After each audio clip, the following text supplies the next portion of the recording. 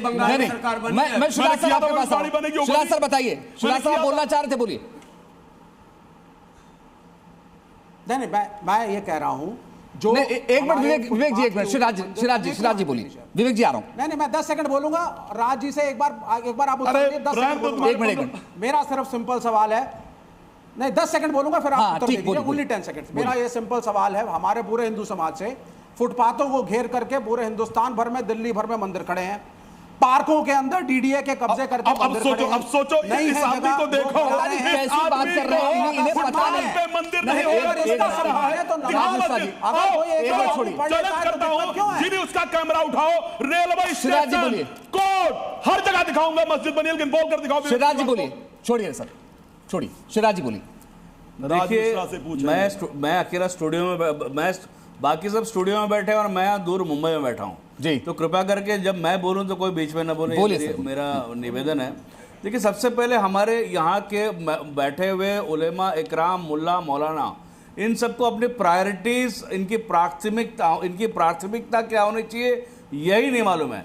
जो समाज socio economic index में इतना पिछड़ा है, इनके राजनेता चुनाव के समय बार बार कहते हैं सबसे ज्यादा स्कूल ड्रॉप आउट इनके हैं, बेरोजगार इनके हैं, मुफलिसी इनकी, गुर्बत इनकी, बेरोजगारी इनके कौम में। तो कौम को सही दिशा देने की बजाय सड़क पे नमाज कैसे पढ़ना, बिल्डिंगों में बकरे कैसे बांधना, इन सब दिशा में मुसलमानों को पीछे लेके जा रहे हैं, शिक्षा से वंचित कर रहे हैं। तो भाई शिवराज नायर साहब, अगर उनको लगता है कि सरकार टारगेट कर रही है तो सवाल तो उठाएंगे ना, वो संविधान को पूर्णता से माने, इस प्रकार से ढकोसला न करे। अगर इन्होंने बकरे बांधे तो फिर जैसे कल यहाँ मुंबई में सुअर लेके गए कुछ लोग, वैसा करेंगे तो टिट फॉर टैट होगा। तो ये देश को पीछे लेके जाएंगे। अगर देश को चलना है तो ये संविधान को माने, ये शरिया से चलने वाला देश नहीं है। इनको ये समझ आनी चाहिए।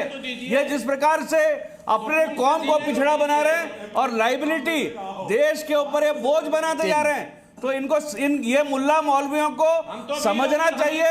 ये अपनी कौम को किस तरफ लेके जाना चाहते हैं। तो इस देश को सबसे पहली बात ये है अपना सब कुछ निछावर करना चाहते हैं, देश के कानून को मानना पड़ेगा। न पढ़ने देते, न पढ़ने देते। ठीक है सर, नूर अहमद अजहरी पढ़ने का प्रयास भी किया गया, तो अब ये नहीं चलने वाला है इस देश में। ओके सर, नूर अहमद अजहरी, हिंदू राष्ट्र है, हिंदू राष्ट्र था और हिंदू राष्ट्र रहेगा। नूर अहमद अजहरी सर, मैं आपके पास फिर आ रहा हूं। मैं 30 मिनट से ज्यादा हो गया, 31 मिनट हो गए सर, मैं अभी तक ये समझ नहीं पाया कि सरकार कैसे टारगेट कर रही है।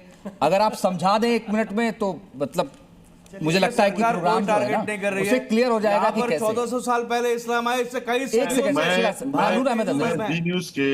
मैं जी न्यूज के जिम्मेदारों से कहूंगा कि डिबेट इस तरह की कराने की व्यवस्था करें कि एक आदमी बोले तो दूसरे खामोश रहे, दूसरा बोले तो बोलो खामोश रहे, तभी को समझ में आएगा। सहमत हूं, नहीं, मैं आपकी बात से सहमत हूं, बोलिए। श्रीराज नायर ने अभी कहा कि ये देश हिंदू राष्ट्र था, हिंदू राष्ट्र है, हिंदू राष्ट्र रहेगा, और आपने कोई आपत्ति नहीं की उनकी बात पे। क्या ये संवैधानिक बात है? अरे है, ये अभी हमें आप लोग पूर्वज हिंदू थे, एक करके आप लोग पूर्वज हिंदू थे, आपत्ति की कैसे बात बताएंगे कि उलमा की प्राथमिकता क्या है? तुम बताओगे हमें? अरे तुम लोग जाहिल हो, इसलिए तुम्हारी कौम की दुर्गति है, तुम्हारी जो हालत है कौम की। नहीं, नूर अहमद अजहरी, तकलीफ क्या है मैं पूछ रहा हूँ, आप बता नहीं पाए।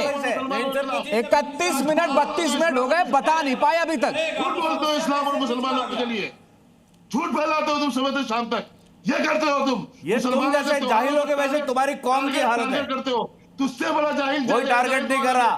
तुम लोग बकरे बंधवा रहे हो, तुम लोग सड़क पर नमाज पढ़वा रहे हो। साहब, मैं मुझे इस बात की बड़ी दिक्कत है कि 31 मिनट हो गए, अभी तक तकलीफ नहीं बता पाए अजहरी साहब।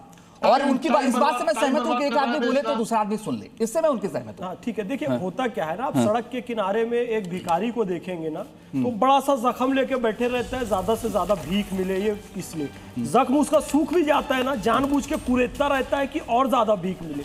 ये हमारे यहाँ के तथाकथित धर्मनिरपेक्ष नेता, ये कट्टरपंथी मौलाना ऐसे ही हो गए। कोई जुल्म नहीं हो रहा है, कोई जख्म नहीं है, बार बार कुरेद के उससे पस निकालेंगे, खून निकालेंगे ताकि विक्टिम कार्ड खेलने का मौका मिलता रहे। लेकिन अब ये विक्टिम कार्ड वाली राजनीति इस देश में चलने वाली नहीं है। इस देश का मुसलमान जागरूक हो चुका है, पूरे भारतवासी जागरूक हो चुका है।